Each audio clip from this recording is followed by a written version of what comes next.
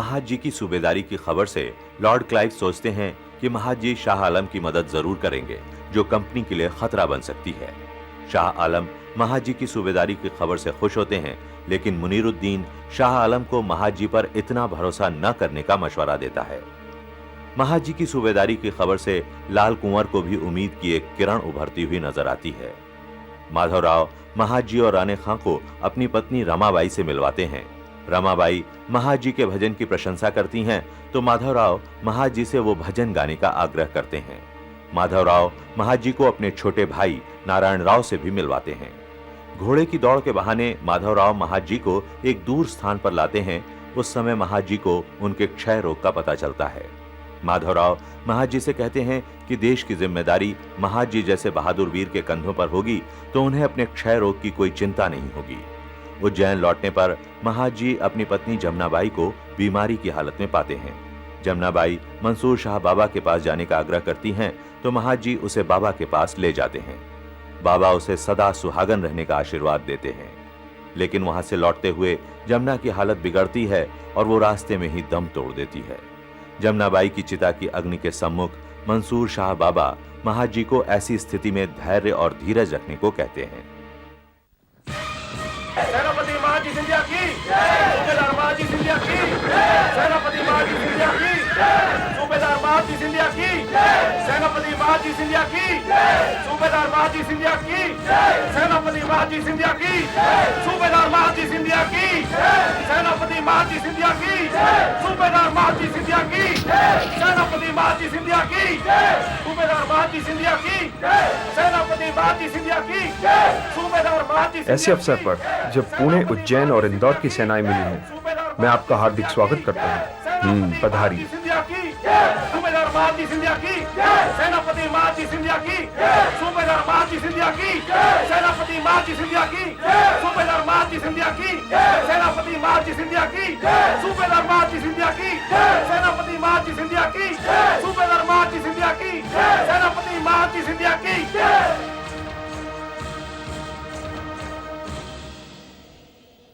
बहादुरों, आज हम इतिहास के एक मोड़ पर खड़े हैं। अतीत पर हम नजर डालते हैं तो हमें पानीपत का मैदान दिखाई देता है, जहां आग का दरिया और खून की नदियां बहती नजर आती हैं।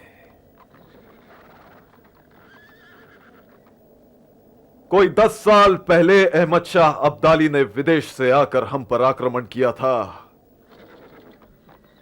उस वक्त हिंदुस्तान की कोई सेना उससे टक्कर लेने के लिए आगे नहीं बढ़ी, सिवाय हम मराठों के। वो हम मराठे ही थे जिन्होंने हिंदुस्तान का झंडा उठाया और अब्दाली के खिलाफ हथियार उठाए। तोपों की घनघरज और तलवारों की झनकार में सुबह से शाम तक भयंकर युद्ध हुआ, और शाम को जब युद्ध समाप्त हुआ तो हमारी एक नस्ल कट चुकी थी। हजारों स्त्रियों की मांग का सिंदूर मिट चुका था, हजारों बच्चे अनाथ हो गए थे। इतनी तबाही और बर्बादी हुई कि आज 10 साल बाद भी जब पानीपत का नाम मुंह से निकलता है तो इसका अर्थ सर्वनाश ही लिया जाता है। हजारों मराठा लाशों से रणभूमि भरी पड़ी थी। यह मंजर मैंने खुद अपनी आंखों से देखा है। और जब मैं आखिरी सांसें ले रहा था तो इस आदमी ने, राणे खान ने, मुझे लाशों के ढेर से निकाला, मेरी जान बचाई, और आज मैं आपके सामने खड़ा हूं। राणे खान हमारे सालार हैं। सरदार राणे खान की सरदार राणे खान सरदार राणे खान सरदार राणे खान। आप जानते हैं पानीपत में मराठे पराजित क्यों हुए? जानते हैं आप? आपस की फूट के कारण। हिंदुस्तान को हमेशा बाहर के आक्रमणकारियों से ज्यादा अंदरूनी साजिशों ने नीचा दिखाया है। अब हमारा सबसे बड़ा उद्देश्य यह है कि हम आपस में एकता पैदा करें और उस शत्रु से टक्कर लें जो विदेशियों में सबसे ज्यादा शक्तिशाली और सबसे ज्यादा बुद्धिमान है, जो 3000 कोस तय करके 7 समंदर पार से यहां आया है, तिजारत के बहाने हमारे देश को गुलाम बनाने आया है ये। क्योंकि यहां दूध और शहद की नदियां नहरें बहती हैं। हमारा मुल्क सोने की चिड़िया कहलाता है। क्या हम इसे अपने मुल्क को लूटने देंगे? क्या हम इसके गुलाम बनकर रहेंगे?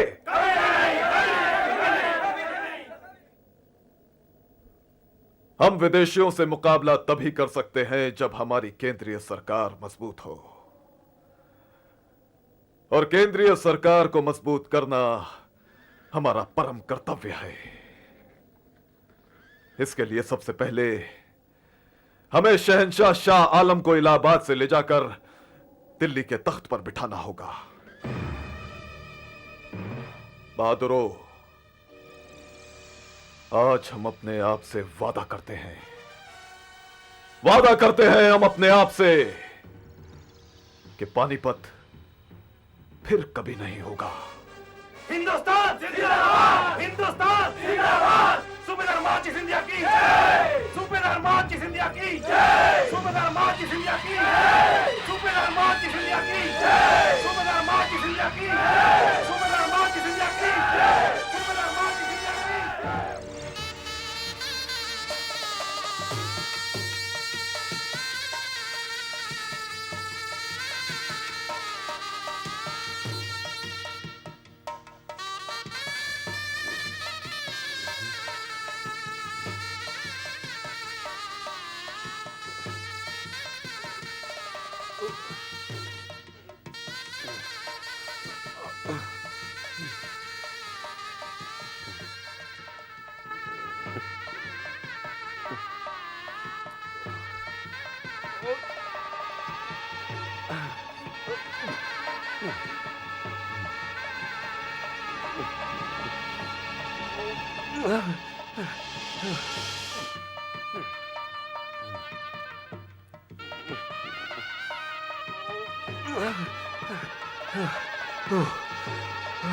कोई है? Stupids, idiots, this king and his dumb beaters. Orderly, orderly. Yes sir. हमने मना किया था, ये नौबत नहीं बजेगी। सर, हम रोज बोलते हैं, वो नहीं मानते। कहते हैं आलम पना का हुक्म है, किसी और का हुक्म नहीं मानेंगे। क्या कहा? वो हमारा हुक्म नहीं मानते, उस कठपुतली बादशाह का हुक्म मानते हैं। जाओ, उन्हें जाकर रोको, और अगर वो नहीं माने तो उन्हें उठाकर नीचे फेंक दो और उनके ये ड्रम्स और नौबतें सब तोड़ दो। Go, stop them, do whatever you want to do. जाओ सर। जाओ तो गोली मार दो।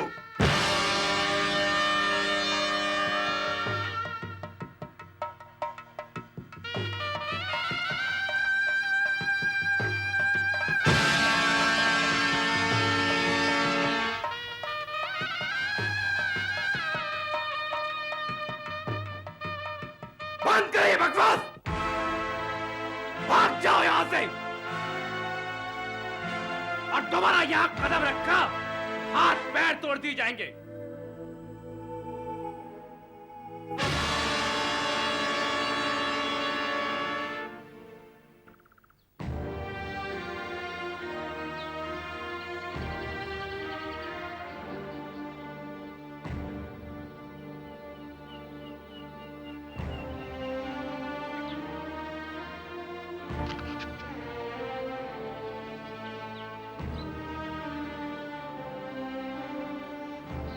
खुदा खैर करे। हमारे सरताज हमारे होते हुए भी फिक्र में डूबे रहते हैं। लगता है आज कोई नई फिक्र हुजूर को सता रही है। खुदा गवाह है बेगम कि आज तक मुगल शहंशाह के साथ किसी को बदतमीजी करने की जरूरत नहीं हुई, लेकिन आज हमारे वकार को सदमा पहुंचा है जिसे बर्दाश्त करना हमारे लिए मुश्किल है। बंदी को आपसे दिली हमदर्दी है, क्या हम जान सकते हैं कि ये नागवार वाकया कैसे हुआ? कर्नल फ्लेचर ने गुस्ताखी दिखाते हुए वो नौबत नक्कारे बंद करवा दिए जो हमारी शान के निशान थे। हुजूर के दिल को जो ठेस पहुंची है उससे हमें भी दुख हुआ है।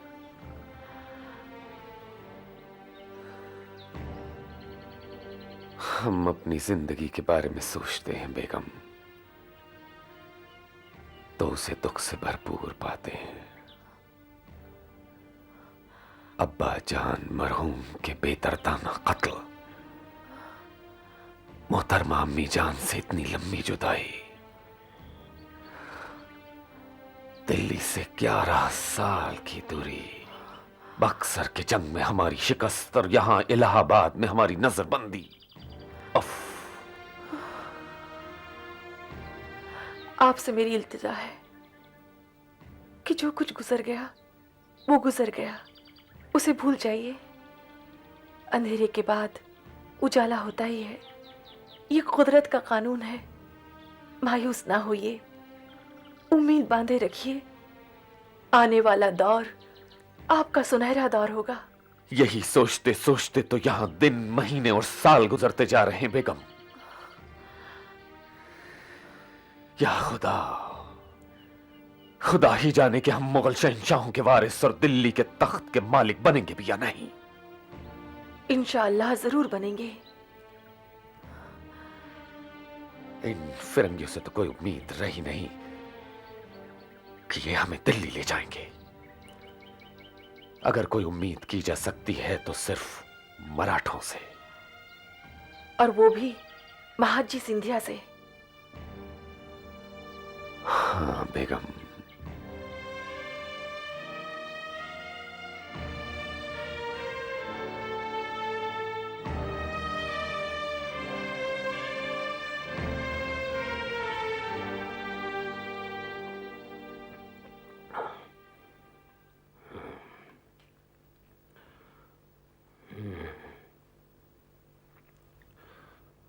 अब्बा जान, महाजी सिंधिया ने जालिम सिंह और उसके अंग्रेज सिपा सलारों को शिकस्त से फाश दे दी। समरू फरार हो गया। मैडॉक गिरफ्तार कर लिया गया था, मगर महाजी ने उसे रिहा कर दिया।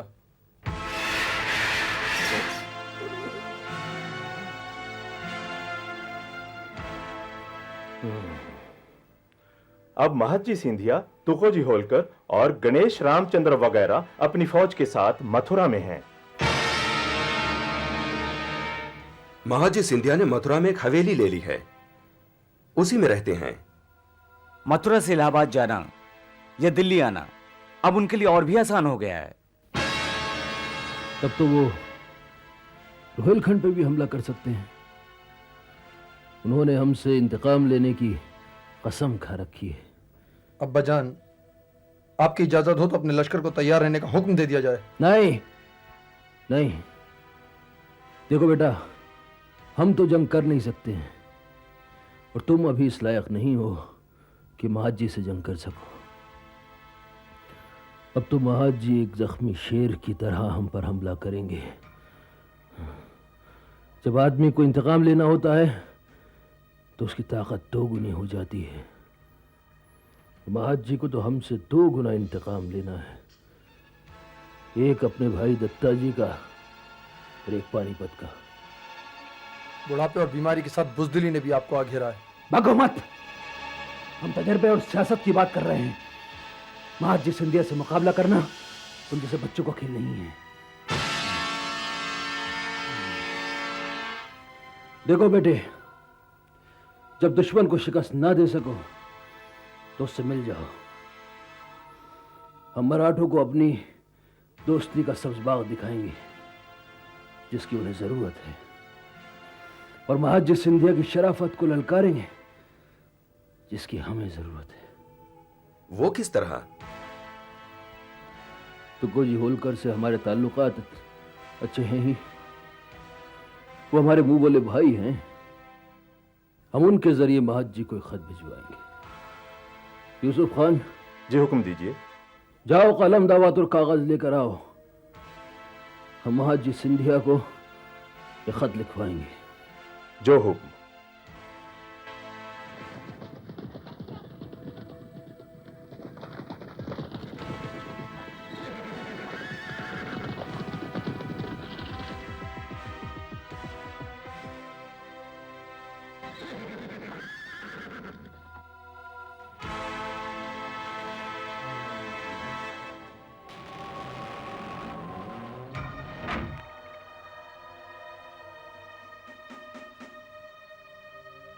महाराज,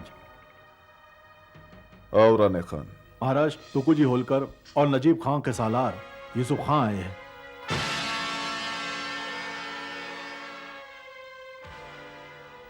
नजीब खां का सालार? जी।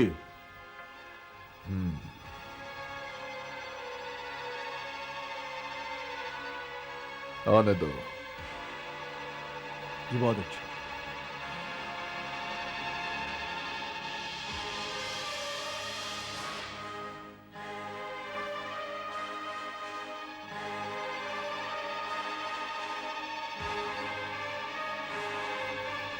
नजीब खां।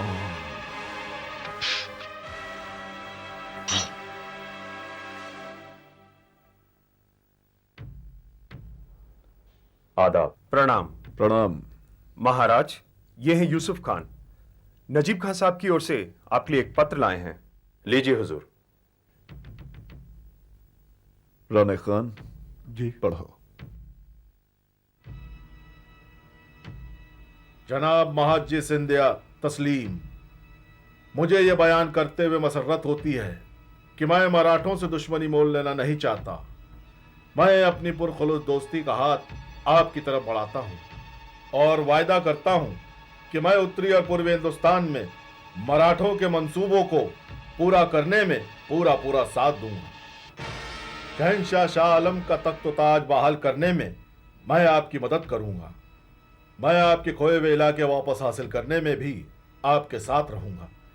मैं हमेशा आपका वफादार दोस्त रहूंगा।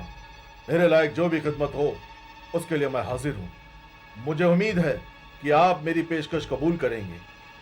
आपके जवाब का मुंतजिर आपका मुखालिस दोस्त नजीबुद्दौला।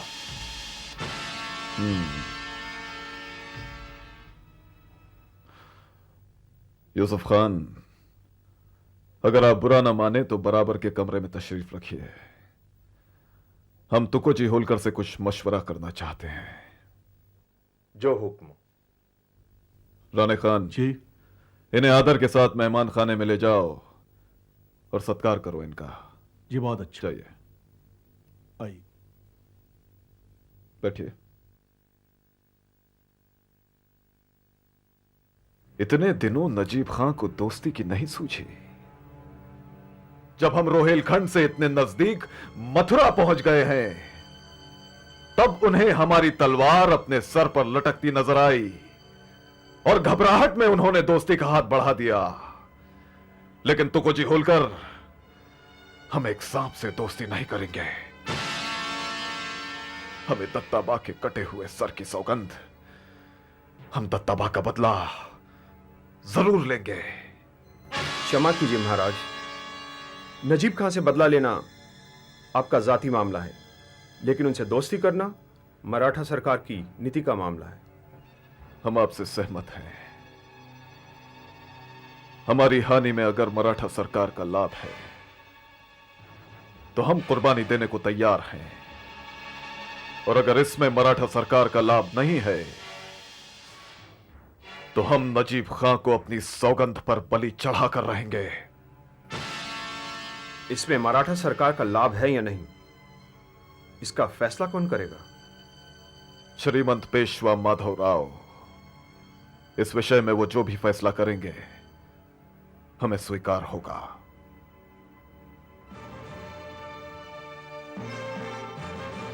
आदरणीय श्रीमंत पेशवा जी की जय हो। आइए नाना फडणवीस, आइए। आप जब भी ऐसे अचानक आते हैं, आपके साथ कोई विशेष सूचना जरूर आती है। कहिए, क्या कहना है? उत्तर में दो शेर एक दूसरे के सामने गरजने वाले हैं। महाजी को नजीब खान ने पत्र भेजा है और मराठों को दोस्ती का पैगाम दिया है। महाजी ने आपको पत्र भेजा है और आपका आदेश मांगा है। इस विषय में हमारे आदेश की क्या आवश्यकता है? महाजी बुद्धिमान है, वो खुद निर्णय ले सकते हैं। वो जो भी निर्णय लेंगे हम उससे सहमत होंगे। श्रीमंत, अगर यह निर्णय महाजी पर छोड़ दिया गया तो वह नजीब की मृत्यु पर समाप्त होगा। हम जानते हैं महाजी अपने बड़े भाई दत्ताजी सिंधिया की मौत का बदला लेना चाहते हैं, जिनका सिर नजीब खां ने बुरारी घाट में कटवा दिया था। लेकिन श्रीमंत, अगर महाजी ने अपना बदला ले लिया तो सारे रोहिलखंड में शोले भड़क उठेंगे। सारे पठान महाजी और मराठों के खून के प्यासे हो जाएंगे। दुआबे से कोई चौथ नहीं मिलेगी। शाह आलम को दिल्ली ले जाकर तख्त पर बैठाना जो मराठों की नीति है और महाजी का सपना है, वो कभी पूरा नहीं होगा। वो क्यों? वो इसलिए कि महाजी और शाह आलम को इलाहाबाद से दिल्ली जाते हुए रोहिलखंड से गुजरना होगा, और अगर पूरा चक्कर काटकर भी गए तो दिल्ली में प्रवेश नहीं कर पाएंगे, क्योंकि दिल्ली में नजीब खां का हुक्म चलता है।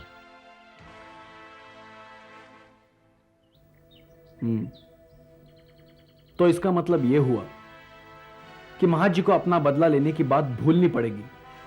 जी हां श्रीमंत, मराठा दिलेर भी होता है और बड़े दिल वाला भी होता है। वो अगर दुश्मन को तलवार की नोक पर रख सकता है तो अपने दिल में बैठाकर भी रख सकता है। आप पूरे विश्वास से कह सकते हैं कि नजीब खां से दोस्ती करने पर मराठा राज को फायदा होगा? जी हां श्रीमंत, नजीब खां से दोस्ती करके मराठा राज्य को फायदा ही फायदा है। ये ना भूलिए कि अब नजीब खां वो नजीब खां नहीं रहे जो अब्दाली के जमाने में थे। अब वो अपनी उम्र के आखिरी दिन शांति से गुजारना चाहते हैं, इसलिए वो मराठों से दोस्ती करना चाहते हैं। लेकिन हम उन पर विश्वास नहीं करते। हम उनसे दोस्ती का सबूत चाहते हैं। आप जो भी सबूत मांगेंगे उसके बारे में नजीब खां को सूचित कर दिया जाएगा। एक तो वो शाह आलम को दिल्ली के तख्त पर बिठाने में हमारी मदद करें, और दूसरा ये कि अंग्रेजों के खिलाफ हमारे साथ कंधे से कंधा और कदम से कदम मिलाकर चलें। महाजी को एक पत्र लिख दीजिए कि नजीब खां से दोस्ती कर ले। यह राजनीति की मांग है, इससे मराठा राज को बहुत फायदा पहुंचेगा। मैं आज ही दोनों को पत्र लिख देता हूं श्रीमंत। प्रणाम।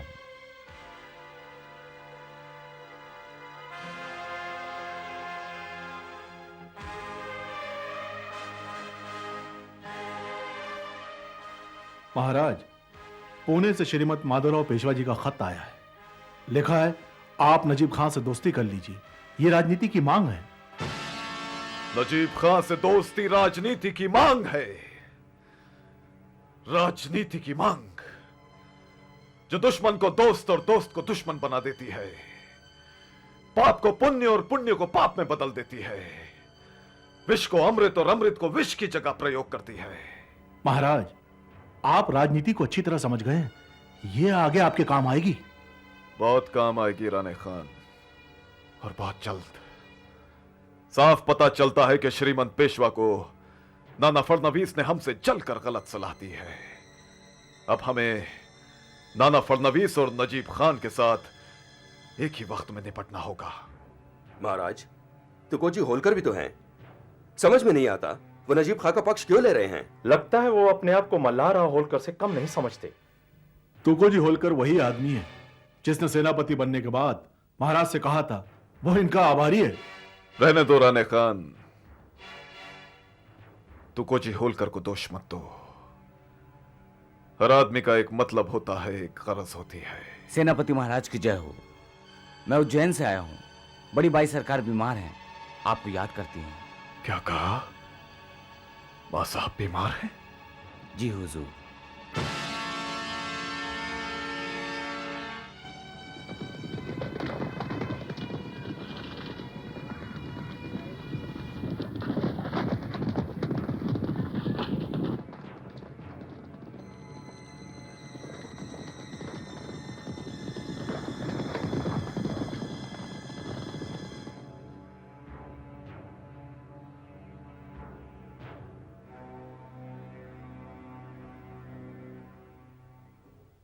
मां? अरे बेटे, बेटे महान, अरे क्या हुआ तुम्हें? हाँ, कितनी दूर से आया है, कितना थक गया मेरा बेटा। जा पहले नहा धो ले, फिर मुझे तुझसे बहुत सारी बातें करनी है। नहीं माँ, पहले तुम बताओ कि तुम कैसी हो। बस अपने आखिरी दिन गिन रही हूँ बेटे। ऐसा नहीं कहते माँ, ऐसा नहीं कहते।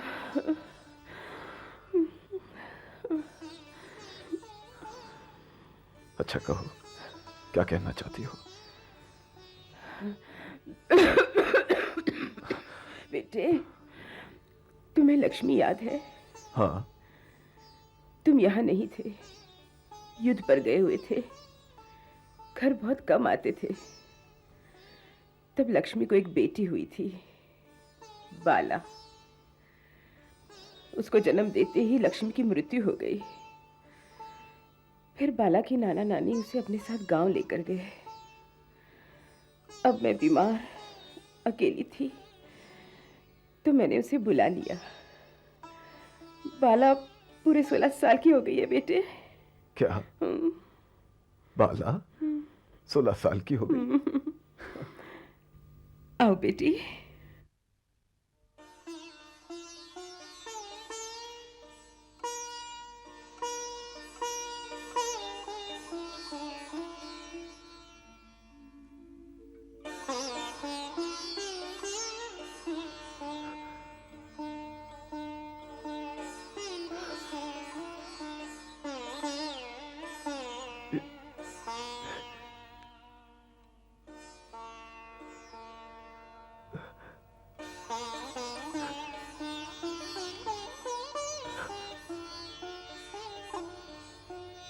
आओ बेटी,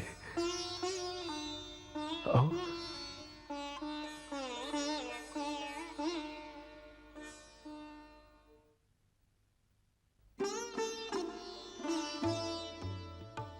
बेटी। पिताजी।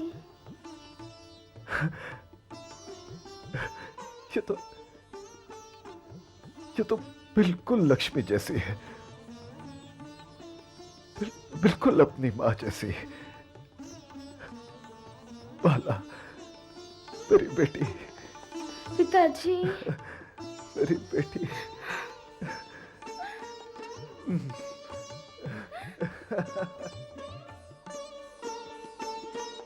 बहुत स्वादिष्ट है भाई। बस बस बस, क्या कर रही हो? इस तरह डालती जाओगी तो मैं सुबह तक खाता जाऊंगा। तुम्हारा हाथ नहीं रुकेगा तो मेरा भी हाथ नहीं रुकेगा। हाँ। बहुत मजेदार बनाया है। बहुत मजेदार भोजन बनाती है बाला। आपके लिए गाजर का हलवा भी बनाया है। अच्छा भाई, वाह, बहुत खूब। पकवान तो क्या, बाला तो हर काम में माहिर है। सुशील है, समझदार है, गुणवंती है। आखिर बेटी किसकी है? हाँ?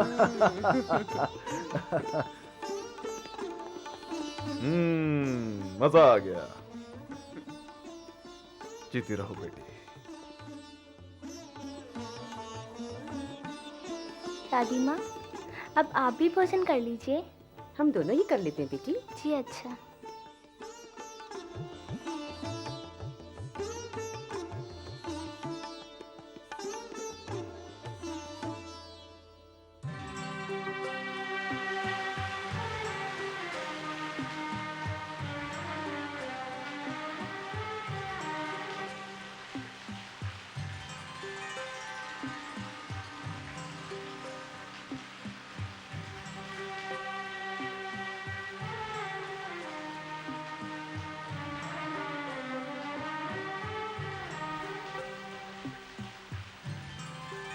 अरे आओ बेटी। पिताजी, आपके लिए गाजर का हलवा लाई हूँ। अच्छा भाई, बहुत खूब।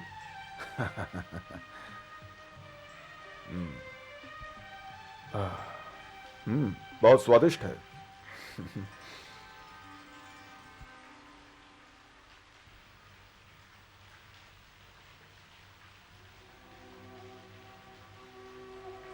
बेटी, हम जानते हैं कि तुम क्या सोच रही हो, और हम भी वही सोच रहे हैं कि तुम्हें तो परसों पहले यहां आ जाना चाहिए था। फिर क्यों नहीं बुलाया आपने? हालात ही कुछ ऐसे रहे बेटी। आओ बैठो। तुम्हारे नाना नानी ने तुम्हें गोद ले लिया था और अपने गांव लेकर चले गए। हम अपने पिताजी के साथ, कभी अपने भाइयों के साथ और कभी अपने बल पर भी युद्ध पर जाते रहे। उम्र घोड़ों पर सवार गुजार दी या पड़ाव के डेरों में पड़े रहे। घर में कम आना होता था, घर से दूर देश देश घूमते रहते और परिवार के वातावरण के लिए तरसते रहते। लेकिन तुम्हें बहुत याद किया करते थे और आज भी वही हाल है। तुम हमेशा हमारे दिल में रहती थी। अपने तसव्वुर में तुम्हारी तस्वीर बनाकर उसे देख लिया करते थे। पिताजी, बेटी, मैं भी आपको बहुत याद किया करती थी पिताजी।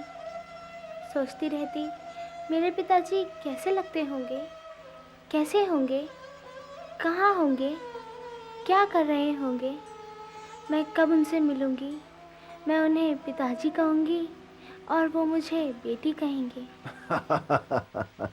जब मैं बहुत छोटी थी तो नानी माँ बताती थी कि आप पानीपत गए हुए हैं।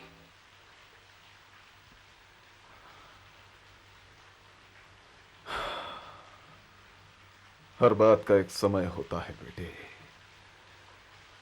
भगवान को तुम्हें और हमें आज ही मिलाना था तो आज हम मिल गए। अब तो तुम हमेशा हमारे साथ रहोगी। तुम्हारी जिंदगी में हमारी जो कमी रही हम उसे पूरी कर देंगे। तुम्हें हर तरह खुश रखेंगे बेटी। तुमने आकर हमारे घर का सूनापन दूर कर दिया है। बेटी। पिताजी,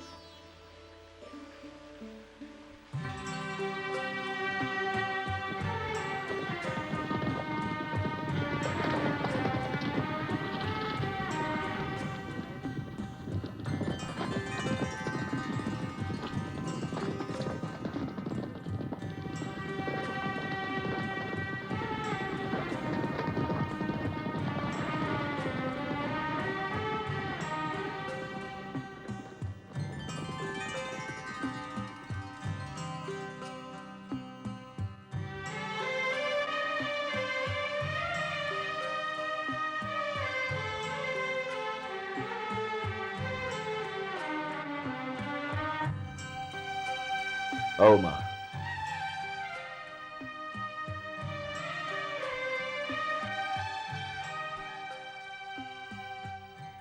पता नहीं सेनापति सिंधिया जी महाराज कब पधारेंगे। समझ में नहीं आता क्या करें। आप चलिए, वो आते ही होंगे, मैं उन्हें लेकर आता हूं। प्रणाम। नमस्कार। आदाब मां सरकार। जुग जुग जियो बेटे। हाँ राणे खान, ये गुड़िया कौन है?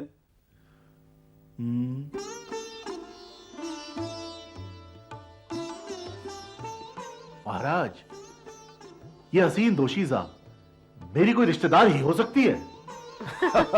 खूब पहचाना, ये तुम्हारी भतीजी है। भाला। हाँ। जा बेटी, ये तुम्हारे चाचा हैं रानी खां। जाओ बेटी, पैर छुएंगे। अरे जीती रहो बेटी, जीती रहो। रानी का चाचा, मैंने आपके बारे में बहुत सुना। अच्छा हुआ बेटी कि तुम आ गई। तुम्हारे पिताजी तो अपना कुछ ख्याल ही नहीं रखते। न वक्त पे खाते हैं, न वक्त पर सोते हैं, न किसी की सुनते हैं, न किसी की मानते हैं। अब अपने पिता का ख्याल तुम्ही को रखना होगा। मैं तो कुछ दिनों में चली जाऊंगी। अरे माँ, अभी से जाने की बात ना कीजिए। अभी तो आप दोनों अंदर जाकर सफर की थकान दूर कीजिए।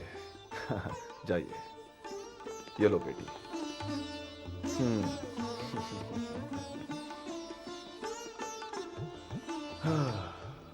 महाराज, तुकोजी होलकर और सूबेदार नजीब खां नीचे दीवान खाने में आपका इंतजार कर रहे हैं।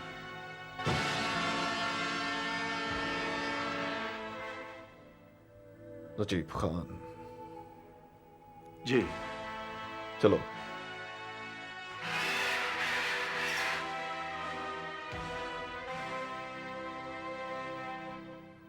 सर्वगुणी महायोद्धा, महादयालु, शूरवीर, सूबेदार आगराज मेर, महानायक महादजी सिंधिया पधार रहे हैं।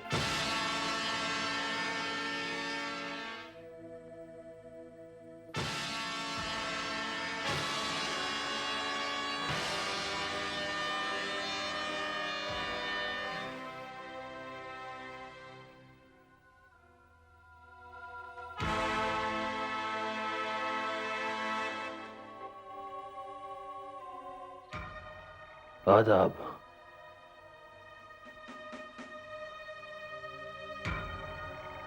नमस्कार।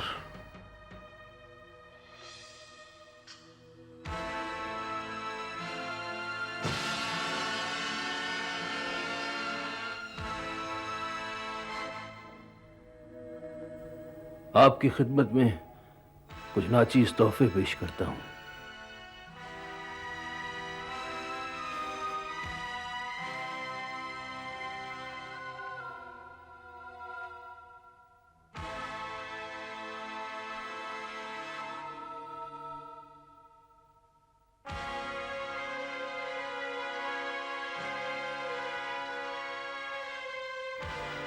राणे खान जी, ये तोहफे सरकारी खजाने में जमा कर लिए जाए। जो हुक्म महाराज।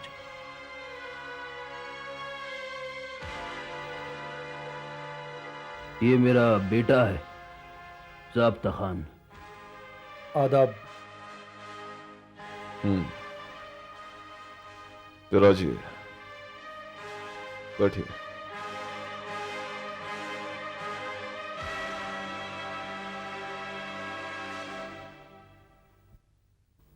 बुरारी घाट से मथुरा तक कई सालों का फासला है। यकीन कीजिए महाज जी, मैं यहां तक आते आते बहुत बदल गया हूं। अब मैं सुकून से जीना और सुकून से मरना चाहता हूं। इसीलिए अपने दुश्मनों से दोस्ती कर रहा हूं। तभी आपको मेल मिलाप का पैगाम भेजा है। इस मेल मिलाप की परछाई मेरी प्रतिज्ञा पर नहीं पड़ेगी।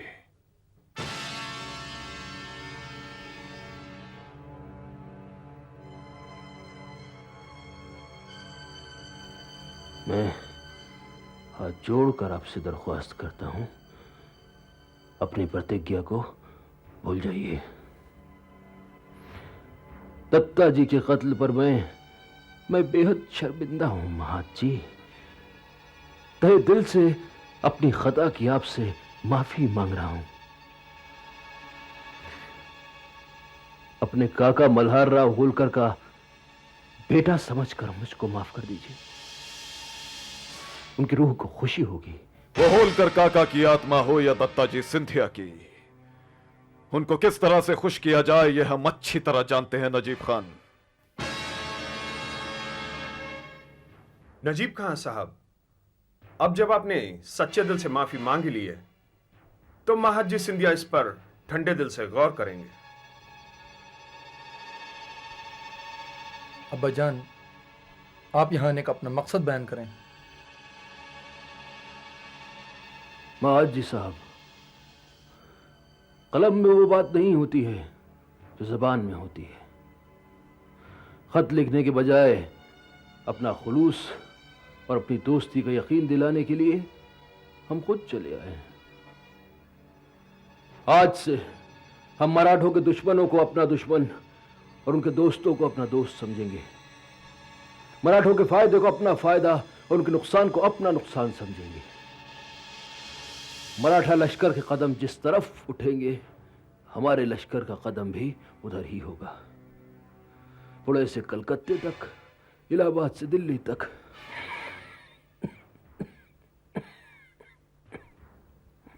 श्रीमंत पेशवा माधवराव का जब भी आदेश आएगा कि आपकी सहायता ली जाए,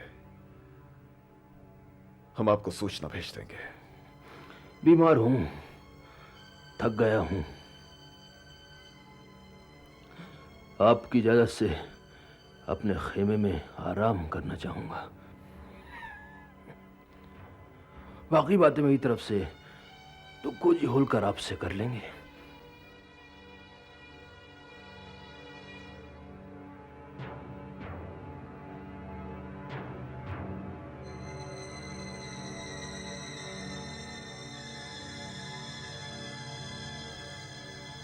अब कहने को बाकी क्या रह गया है? नजीब खां चाहते हैं कि वो अपने बेटे ज़ाब्ता खां को यहां जमानत के तौर पर छोड़ जाएं। वो क्यों? ताकि आप नजीब खां की नीयत पे कोई शुबह ना करें, और अगर नजीब खां कोई वायदा खिलाफी करें तो आप ज़ाब्ता खां से उनका बदला ले सकते हैं, उन्हें कत्ल भी कर सकते हैं।